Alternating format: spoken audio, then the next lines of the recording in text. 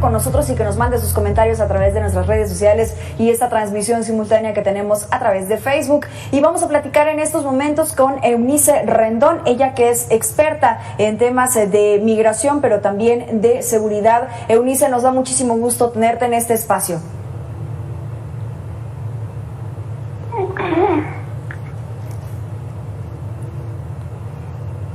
¿Nos escuchas, Eunice? Bueno.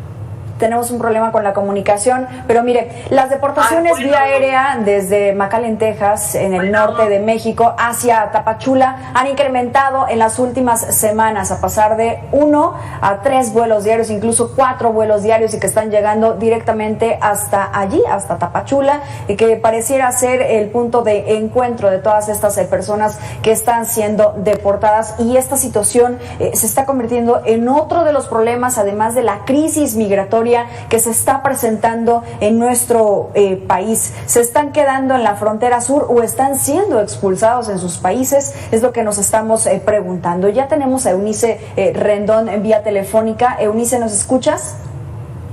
Sí.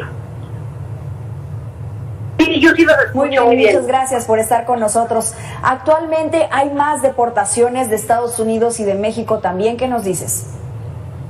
Pues sí, estamos viendo desde hace ya casi más de medio año un repunte importante en las deportaciones en ambos países.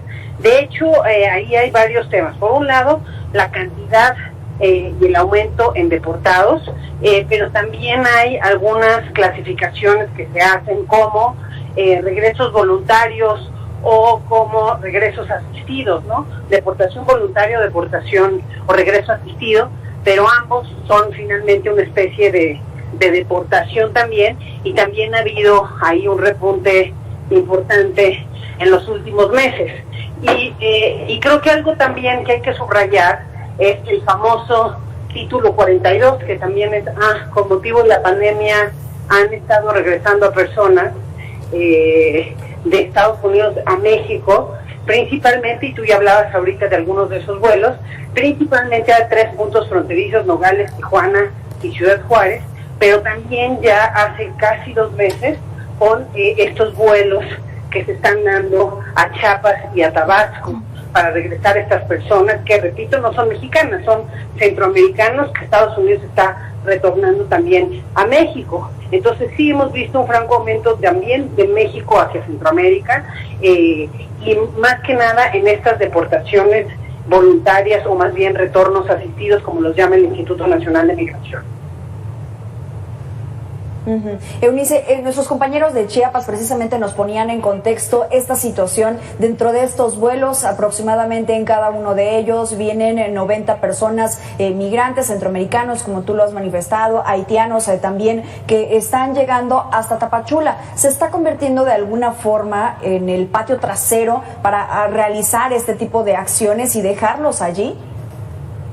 Pues mira, pareciera que hay una negociación ahí con Estados Unidos, que hay que recordarlo, ha hecho una presión muy importante con México en el tema migrante para que seamos prácticamente el muro que ellos desean, y eso sucedió con Trump y ahora también sucede con Biden, y porque repito, con Biden, además de querer que México sea el muro, pues está deportando a estas personas del título 42, hizo nuevos anuncios también en estos meses sobre el aumento de la deportación expedita, también sobre la implementación de este tipo de deportación, que es que puedan regresar de forma básicamente inmediata a las personas que crucen la frontera. Entonces tenemos varias figuras preocupantes, más bien 4 figuras preocupantes. La contención que nos están sugiriendo en el sur, es decir, que tengamos militarizada y con una presencia policíaca muy importante. Por el otro lado, título 42, que con pretexto de la pandemia regresan a todos los que ellos dicen que puede ser un peligro para Estados Unidos. Entonces, que también es bastante discriminatorio, porque no hay una prueba tampoco detrás que tuvieran COVID o que era un riesgo real, simplemente es un pretexto y lo regresan a México. Y tenemos también las deportaciones tradicionales, ¿no? Las deportaciones rápidas, que son las expeditas, pero también tenemos ahora el riesgo de ya se anunció que se va a armar una reunión ya entre México y Estados Unidos para dicho propósito, de la puesta en marcha otra vez del programa que permanece en México, que hay que recordarlo, es un programa inhumano que mantuvo a más de 90,000 personas paradas en la frontera mexicana durante casi 2 años que duró ese programa con Trump, y que lo que buscan estas personas es el refugio en Estados Unidos, pero tienen que esperarlo del lado mexicano, y esto hace muy compleja la situación para esas personas. Sí, muy compleja, sobre todo por la oportunidad que están pidiendo, por la seguridad, las garantías que están pidiendo, que por eso es precisamente que están huyendo de sus países. Y no solamente es una situación ajena a Guatemala o ajena a Honduras o El Salvador, también hay muchos mexicanos que están buscando esta oportunidad en Estados Unidos. Ahora, Eunice, tú que tienes contacto con los migrantes, incluso con todas estas personas que están siendo deportadas, personas que incluso ya están del lado de Estados Unidos trabajando, de alguna forma establecidos y están siendo traídos a México, esto no se puede convertir en un problema para nuestro país, en un problema de gobierno, de poder restablecer a todas estas personas que están regresando pues de sus lugares a sus lugares de origen.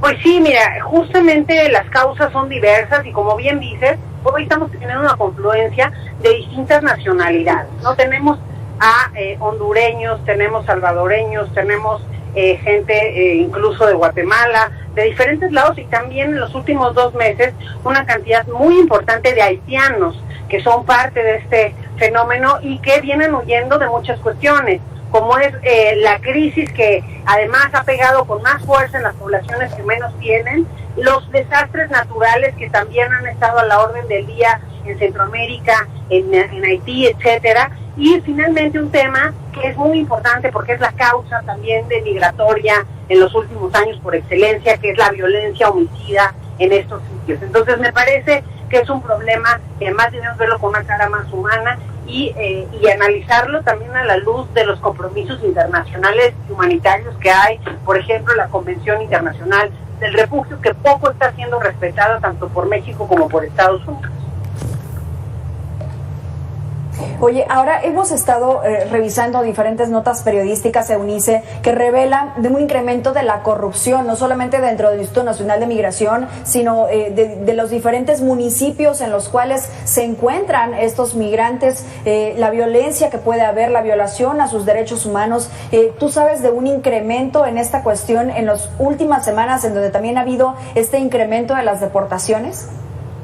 Mira, lo que yo te puedo decir es que ha habido un incremento en los abusos en contra de los migrantes, de todo tipo, de extorsión, de abusos de tipo violaciones, robos, etcétera, y también este tipo de abuso que se da, como bien dices, a veces por parte de la autoridad, pero también y sobre todo lo hemos visto que se da por parte de grupos del crimen organizado, desde los traficantes de migrantes hasta los grupos del crimen organizado que se están cada vez más involucrando en el tema del tráfico de personas, porque ha resultado un negocio muy redituable, ¿no? Ha resultado el cruce, a cada persona se lo cobran entre $5,000 y $10,000, y bueno, con tantos intentos de cruce termina siendo un negocio muy importante, pero esto pues afectando a los más vulnerados de por sí, que son estos migrantes, que también hay que recordar que muchos de ellos viajan en familia, muchos son también menores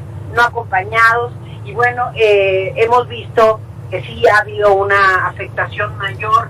Yo diría no solo en las últimas semanas, en los últimos meses hemos visto más casos de estos migrantes, que también hay una cifra negra importante, porque los migrantes no se acercan a denunciar este tipo de actos por obvias razones, es decir, por su situación indocumentada, e incluso, bueno, aunque tuvieran abusos por parte de sus traficantes, tampoco lo hacen, no se animan pues que menos quieren seguir cruzando, y por el otro lado pues se sienten muy vulnerados ante este derecho que tienen a poder hacer estas denuncias.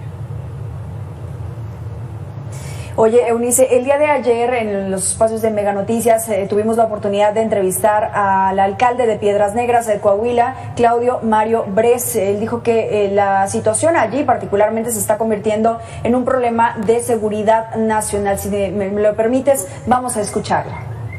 Claro. En esta frontera, la patrulla fronteriza por día, en promedio me regresa 320 ciudadanos, entre algunos mexicanos, pero muchos otros de Honduras, de El Salvador, de Ecuador, de Haití y de muchos otros países. Eso está hablando de una población en movimiento en la frontera de tan solo lo que me regresa los Estados Unidos, de cerca de 10.800 a 11.000 migrantes por mes, sin tomar en cuenta todos aquellos que siguen llegando a la frontera. Y es que lo que decíamos también hace unos momentos, particularmente en el caso de Tapachula, se están quedando muchos de estos migrantes allí, y qué posibilidades hay de que se resuelva su situación legal, o su situación también que los están retornando a sus países. Posteriormente, ¿qué es lo que van a hacer, Eunice? Porque pues si están huyendo allí por diferentes causas, pues básicamente están regresando exactamente a las mismas, y ahora con menos dinero, porque vendieron todo, se deshicieron de sus pertenencias y ya no tienen nada básicamente.